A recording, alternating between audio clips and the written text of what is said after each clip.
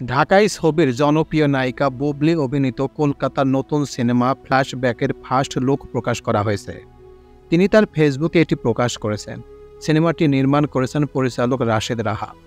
বৃহস্পতিবার ফেসবুকে বিশেষ বার্তা দেওয়ার পর অবশেষে ফার্স্ট লুক নিয়ে হাজির হলেন বুবলি। ফার্স্ট লুকে কলকাতার কৌশিক গঙ্গোপাধ্যায়ের সঙ্গে দেখা যাচ্ছে তাকে। ভক্তদের সঙ্গে এই ছবি শেয়ার করে বুবলি ক্যাপশনে লিখেছেন, ফার্স্ট লুক অব ফ্ল্যাশব্যাক। সিনেমাটি অঞ্জন, ডিকে এবং শ্রেতাই ৩ চরিত্রে অভিনয় করেছেন যথাক্রমে কৌশিক গঙ্গোপাধ্যায়, সৌরভ দাস এবং বুবলি। ছবিটি সাইকোলজিক্যাল থ্রিলার হিসেবে উল্লেখ করেছেন নির্মাতা রাশেদ রাহা।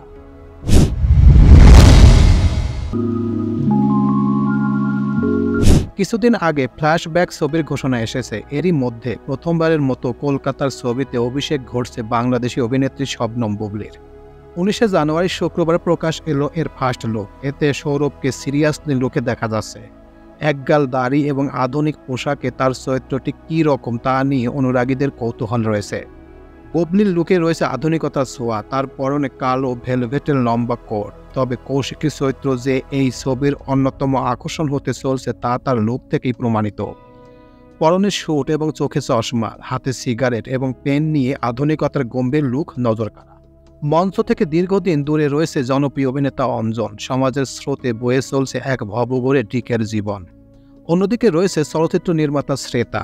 ভাগ্যের লিখনে একসময় সমাজের ৩ ভিন্ন প্রান্ত থেকে উঠে আসা ৩ চরিত্রে দেখা হয়।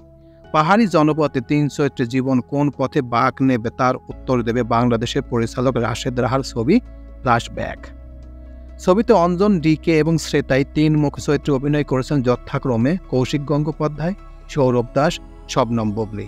ফ্ল্যাশব্যাক সিনেমার গল্পকার, চিত্রনাট্যকার, নির্মাতা বাংলাদেশের খায়রুল বাশার নির্ঝরের গল্পে ছবিটি নির্মাণ করেছেন রাশেদ রাহা। উত্তরবঙ্গের বিস্তীর্ণ অঞ্চলে জুড়ে ছবিটির শুটিং চলছে। চলতি মাসের শেষের দিকে এই ছবির শুটিং শেষ হবে। তো এই ছিল মোটামুটি আমাদের আজকের প্রতিবেদন। উপরোক্ত প্রতিবেদন থেকে আমরা একটা জিনিসই বুঝলাম যে আগামী মাসেই এই ছবির শুটিং শেষ হবে এবং সামনের ঈদকে টার্গেট করে ছবিটি মুক্তি দেওয়ার চিন্তাভাবনা করেছেন এই ছবির পরিচালক। আর ছবির ফার্স্ট লুক দেখে মনে হচ্ছে যে ছবিটি আসলেই এক ধরনের সাইকোলজিক্যাল থ্রিলারের মতো একটি ছবি হতে যাচ্ছে। ছবিতে অনেক ধরনের নাটকীয়তা হবে, সেইগুলো দেখার জন্য অবশ্যই সিনেমা হলে ছবিটি দেখার জন্য সবাইকে রিকোয়েস্ট করছি। তো সবাইকে ধন্যবাদ জানিয়ে এখানেই শেষ করছি। আল্লাহ হাফেজ।